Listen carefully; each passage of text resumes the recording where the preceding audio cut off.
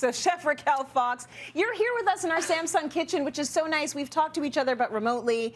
And you're going to share what you were bringing to the potluck. What are you bringing to the potluck, Chef? Well, first and foremost, I must say it's so exciting to be in the studio with you and in this lovely Samsung kitchen. So thank you so much. And I am bringing an amazing show us curry chicken with sweet potatoes to the potluck this year. And that's why it smells so sweet right here, everyone. It is smelling so good. So let's talk a little bit about how you would start a recipe like this. Okay.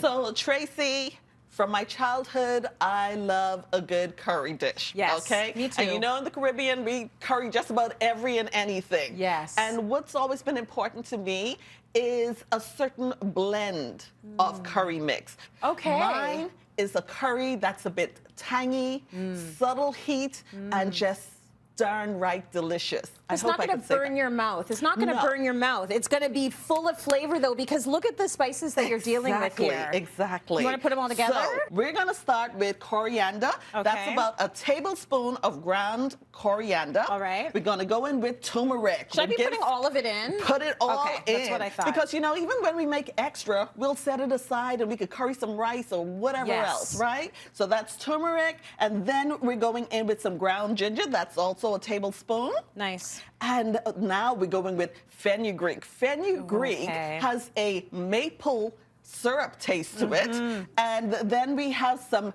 ground cardamom right there. And also some black pepper. That's about a teaspoon. Allspice. Gotta have it. Ground allspice. And of course, cinnamon at the end. So we're gonna cover that airtight container. Shake it up. Okay, hold on. Let me do this. Now, is there a shaking it up dance? That's right. That's right. Shake it all up.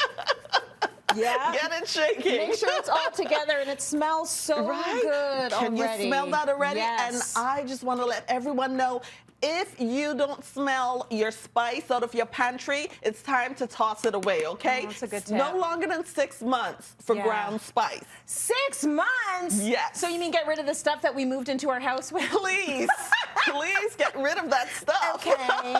For the tastiest dishes. So in order to get the best maximum flavor, we are going to toast our curry mix, all right? So we start. And we have some oil in here already. This is about 3 tablespoons. And I'll just turn up the heat a bit. And I'm an eyeballer, Tracy. So I'm just going to put a little in and say I'm putting in about a tablespoon. Okay. And I'll just rest this aside here. Okay. And you know it's ready when the air gets fragrant with love. And it only takes a minute. Now, we have to coat our chicken. So our chicken thighs I've already seasoned with my Island Girl season blend. Nice. And hear that sizzle? It's beautiful. So basically, we're just going to sear our chicken on each side for 3 minutes. And what we want is a nice golden crust on it, right? So that's the flavor. I'll remove this, and let's imagine that, you know, 3 minutes per side. Yep. And I have some already seared. So quickly, we are going to go in with onions. So let's toss it in. All the onions. Sweet potatoes. I love that you're using these. They're so good for you. Caribbean as well as traditional sweet potatoes, Tracy. Got it. And then we are going to go in with some tomatoes. Okay. And that's about 2 cups. Nice. Now you're going to stir this because we want the tomatoes to really release its sweetness. All right. And let's just fast forward and imagine that we stir this for about 3 to 5 minutes. And now we're going to add in, we have some red wine vinegar there. That's about a 1/4 cup of it. Okay. Now is where we add in our beautiful seared golden curry chicken. Goes right in. And you know, we just par cook these. So this chicken is going to continue to cook in this delicious gravy. Got it. Before the ketchup go in, we're going with 2 cups of chicken stock or chicken broth for the best flavor. Nice. And now you can go ahead and add the ketchup. There's a spoon there to help you out. Nice. I don't know if I've ever seen ketchup added into a curry. In the so curry. This is going to add some nice sweetness. It's going to add some sweetness, and it's also a thickener. Yes. We're going to drop a whole Scotch bonnet. We're dropping the whole, bam, I love that.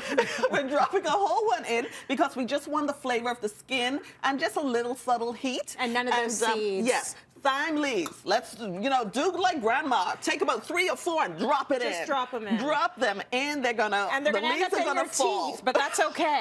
That's all right. A bay leaf. Okay. Okay, and then all we're going to do is, of course, we'll cover it. You can decide to continue cooking your curry stovetop or in the oven. And quickly, I have the finished dish. And I'm going to tell you now, as we take this out of the oven, we're putting all of this online. I think it's really lovely if you can sit down, pour yourself some wine, and really get into making a recipe that's going to have this kind of bold flavor in it. That's why it takes a little bit of time. So cityline.tv for the recipe. Oh, that's what I'm talking about. It smells like Sunday. Oh, it smells so good. Listen, if you have any cooking questions for Raquel, or any of our chefs, or experts for that matter, email them to us. That's submissions@cityline.tv, or you can just scan the QR code you see on your screen right now.